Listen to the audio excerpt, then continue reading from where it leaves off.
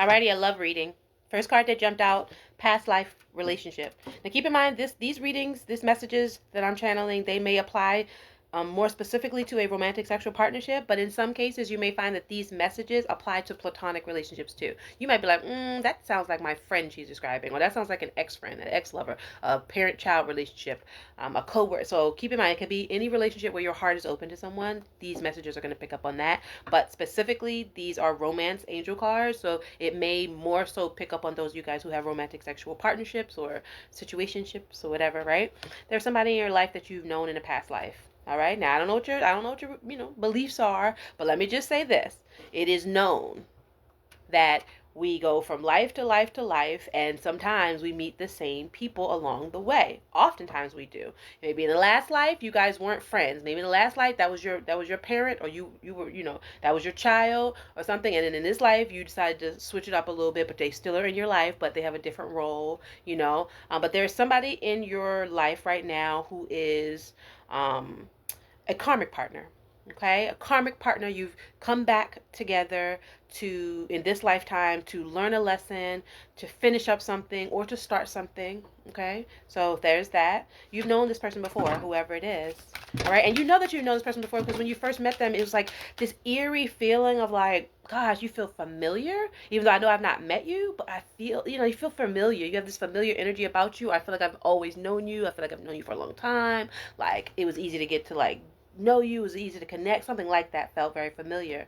All right, some of you guys are encouraged to keep an open mind. There's something about your relationship status right now, or even it could be this relationship, or it could be the next relationship. There's something about it where you need to keep an open mind. It is very possible that some of you guys listening, you had a karmic partnership, which is a very difficult partnership that taught you very hard lessons, but you learned them. And now that karmic partnership, that karmic debt is paid. You can wipe your hands of it, and you can end the relationship, and you can move forward now, and you're being encouraged to keep an open mind. Don't let this karmic partnership or this karmic relationship or the ending of it, don't let that make you think that this is all you can ever have, that is your lot in life, and that all relationships will be like that. Even if you've had like similar relationships like this, you're like, everybody I choose, they do this, or they treat me this way, or they let me down in this way. Yes, there is a pattern that you may be noticing with your relationships. That's fine. The pattern is simply your choices are repeating a pattern. Your choices in people, friends, lovers, or whatever, it's just causing you to loop in a lesson until you figure out the pattern. All right, now that you are at this ending of this karmic relationship, that's what it feels like. This karmic relationship or this past life relationship is coming to a completion. And now that you're there, you should be able to look back at this relationship and maybe previous relationships that have similar themes, and you should be able to notice a pattern by now. And you should be like, oh, I always choose this type of person, or I always rush at this point in the relationship, or you know what I'm saying, or I don't take enough time to do this, or I don't guard my heart, or I always give too much, or I always love too hard. You may have a pattern by now that you're very clear of, or you're coming into clarity about it, and that's good. Now you need to remember yourself, or remind yourself to keep an open mind. Okay, because your actual soulmate might differ from your usual type moving forward. You maybe have chosen a type before because you were working out some karmic stuff, but now you are being encouraged to keep an open mind. Now you need to, like, as you are healing yourself and moving forward, to choose other friends or lovers or whatever. You may need to release your type, and open yourself up to the possibility that it is possible that the person you're supposed to be with moving forward is vastly different than the person you have been with before. All right, there may be somebody that you're already romantically feelings for. All right, I'm just gonna say that some of you guys are already feeling romantic feelings. All right, you have another soulmate that's coming to your life, and this soulmate may not be so much a karmic partner. This may be more of a rewarding soulmate relationship, and so you are feeling that. You are feeling that. All right. Some of you guys are already feeling that. Now, some of you guys are feeling these romantic feelings, but there's no person to direct it to. You're like, why am I feeling all gooey and romantic? And why am I feeling like, oh, I want to be in love? Like, what is that? I don't have anybody I'm thinking about. It's because somebody's either calling you into their story, or you're calling them into your story energetically before you manifest them in the physical. All right. It's almost like you're being led to that person. I love this.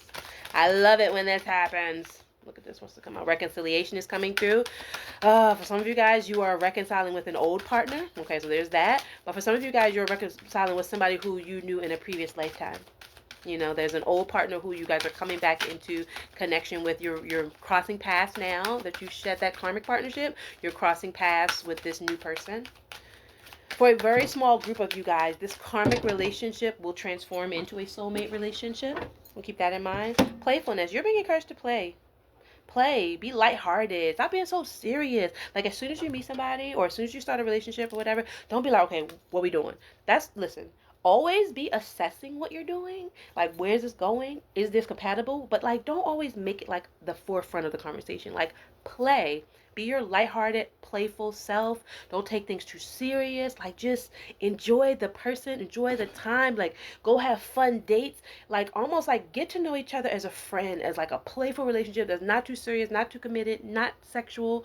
Like, just play. Platonic play. Like, stop taking things so seriously. Stop stressing yourself out. Like, stop rushing. Like, say, oh, we've been dating, this long. Let me try to define this. Like, chill. Just chill out. Just chill out. Okay, chill out. Chill out. Some of you guys are too serious. You're like, oh, the clock is ticking. Nothing's ticking. Stop.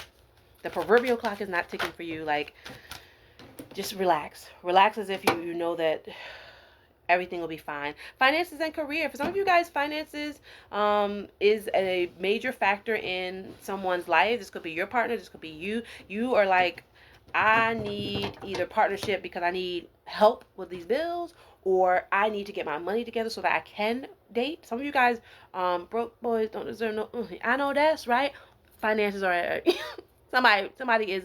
I'm not gonna say broke because I don't speak those kinds of curses over people, but somebody is still getting their money right, and so either you don't need to date them until they get that right, or you need to get your money straight so that you can do what you need to do. So there's that. All right, somebody is establishing themselves, though, whether it's finances or career. Someone is establishing themselves. I kind of hear this message like, okay, listen, if you meet somebody and they are not established in their career or in their field of study, if they don't have stable income, if they're not able to take care of themselves on their own without you, don't give them the time of day. Don't take them seriously. Like, we could just be friends. We could play. You know what I'm saying? Not sexual play, but like just let's just get to know each other. You know, because you're not ready. Like, we need to normalize assessing situations, vetting them, and determining you're not ready for me.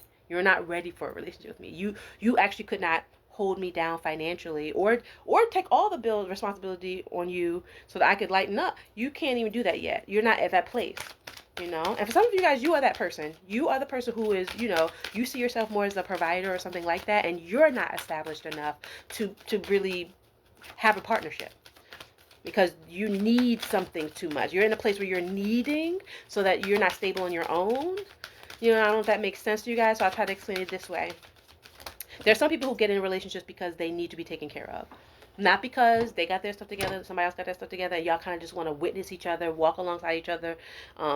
You know what I'm saying? Like, enjoy each other's companionship. Some of you guys are getting into a relationship because you need a place to stay. You need to split bills 50-50. Like, you are lacking. And so you want to add to someone else so that y'all could be kind of lacking together. Because you think that a lack plus lack equals abundance. Or lack plus abundance equals abundance. But no, that is not manifestation math. Lack plus lack equals more lack. Just double lack. Lack plus abundance equals lack. It's like a positive and negative kind of cancels out. You know what I'm saying? Like, only abundance and abundance can create abundance. So keep that in mind as you are partnering with people on a romantic sexual level. All right? Because somebody's math is off. Very soon. Clearly decide what you want because it's coming to you soon. Don't keep choosing these situations that they're not what you want, but you're like, oh, I can work with that. Stop working with that, okay? Because you get what you get. You getting what you got because you working with that. You know, if it's not what you're wanting, and people are like, oh, your standards are too high. Yeah, but your standards are going to weed out a whole lot of BS and a whole lot of tough lessons. All right? So decide what you want. Make a list. Stick to it. And if you feel like, oh, I'm not meeting the right person, then you need to go inward and figure out where you need to change your vibration so you can align with what it is you're calling in. Because if you desire it, it is out there for you to have. Otherwise, you wouldn't have the desire. All right? All right, let me go. Peace, y'all.